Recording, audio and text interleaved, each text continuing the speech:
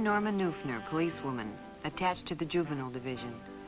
I'm on a call from a very worried mother whose daughter is missing. Her daughter's name is Judy Miller.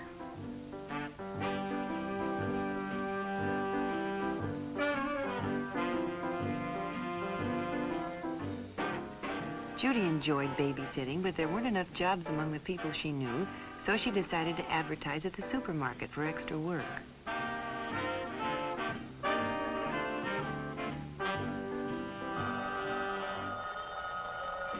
Late the following afternoon, the phone rang, and Judy was offered a job for that evening.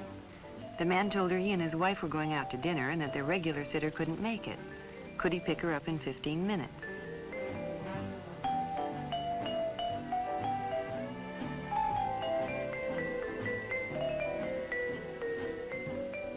Judy's mother hadn't returned when it was time to go, so she left a message by the telephone.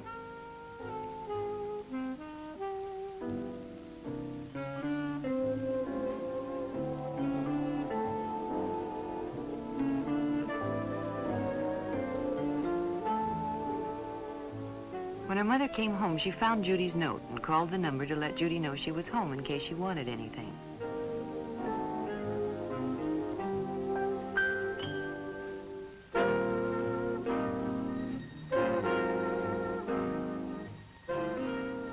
A woman answered, but she didn't know anything about Judy and told Mrs. Miller she must have the wrong number.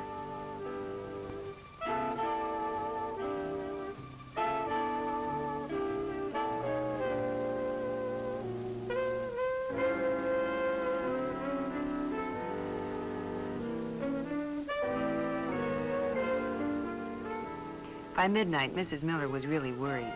She phoned the police and was transferred to juvenile. I took the necessary information and assured her we'd do everything we could. She'd have to try to be patient and wait. The waiting lasted almost a week. Then the report came in. Judy's body had been found on a lonely desert road. The most difficult part of my job is bringing bad news to parents. You can never find the right words to tell a mother her daughter has been murdered. Judy hadn't done anything wrong, she'd only been careless. Careless about whom she'd trusted. In itself, there'd been nothing wrong about advertising for a job, but it led her to trusting a person she knew nothing about. A mentally sick person who used her innocent ad as an introduction to his act of violence. Being safe is often no more than applying good judgment in everyday life. One night while Barbara was babysitting, the doorbell rang. She didn't open the door, but called and asked who it was. A stranger said his car had broken down and could he use the phone. Barbara was very polite, but she told him she was babysitting and expecting a call from her parents. However, she was sure the next-door neighbors were home and perhaps he could use their phone. The stranger thanked her and left. Now, Barbara had been polite and helpful, but she hadn't taken any chances. And when her father called, she was safe.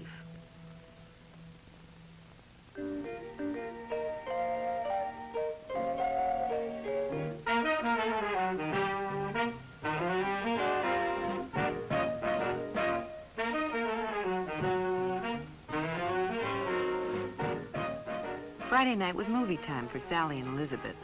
Their parents alternated weeks taking them and picking them up.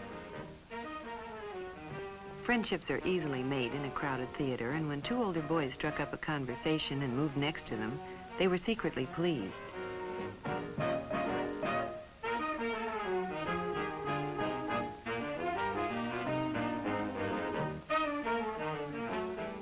At intermission, Sally found it flattering to have her friends see her in the company of older boys, and when they asked if they could take the girls home, she was all for it. She asked Elizabeth to call her folks and tell them that they could ride with a friend's parents. Elizabeth was tempted, but decided it wouldn't be right, and Sally was disappointed.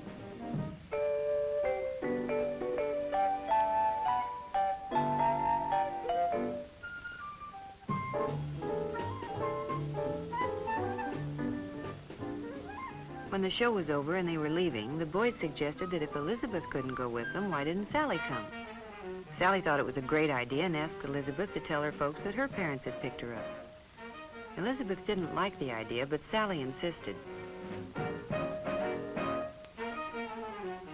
So Elizabeth left alone.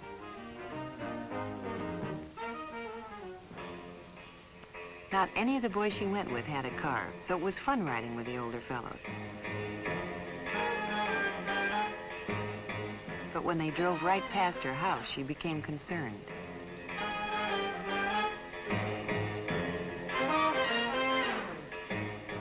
When they arrived at Lookout Peak, she was frightened. She tried to convince herself there was nothing to worry about, but when they parked off the road, she knew she had gotten herself into something she couldn't handle. At midnight, her parents became alarmed and called the Nelsons. Yes, Elizabeth was home. Hadn't they picked up Sally? No, over an hour ago. Well, of course she could talk to Elizabeth. Between guilty tears, Elizabeth told what had happened. Sally had been found, dazedly walking down the road from Lookout Peak. It was a night they'll long remember. In fact, Sally may never be able to forget it. Often seemingly innocent places can turn out to be just where wrong associations are made. Mary met Robert at just such a place. Robert frequented the malt shop in his spare time, which was considerable, as he'd finished high school and didn't work. Here he sought out the company of younger teenagers because he wasn't accepted by those of his own age group. Mary and her girlfriend could always be found at the malt shop after school.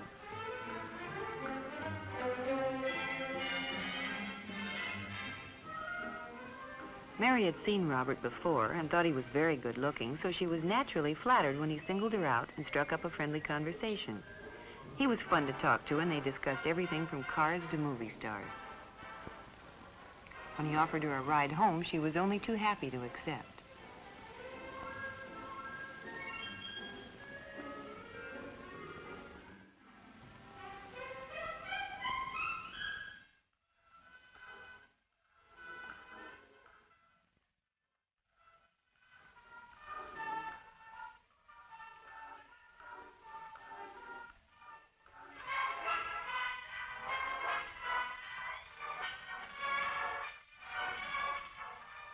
They drove around for a while and talked. Mary was a good listener, and Bob enjoyed nothing more than talking about himself. Mary knew her mother would be upset if she came home with an older boy, so Bob dropped her at the corner.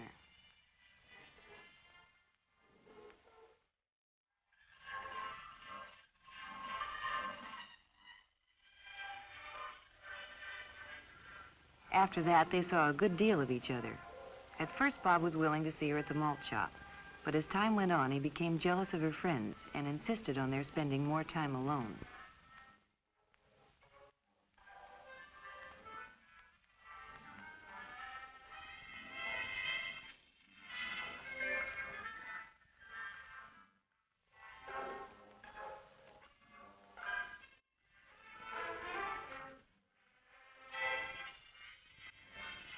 They began to go to secluded places, and their relationship became more intimate.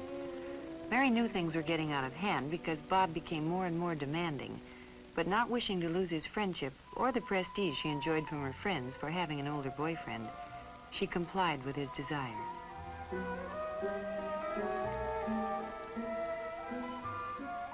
Then Mary found she was in trouble and had to tell her parents. But now it was too late for advice, and Mary had to be taken out of school and placed under the guidance of juvenile authorities. Unfortunately, Mary's story is not an unusual one. Too many young girls are flattered by the attention of older boys and don't realize until too late that these boys, who cannot compete in their own age group, are often not well adjusted and will demand too much in a relationship with a younger girl. You see, it's often the things that are done without thinking that get young people into trouble. Trying to move too quickly into a world of grown-ups with a young person's faith often cause heartache and disaster.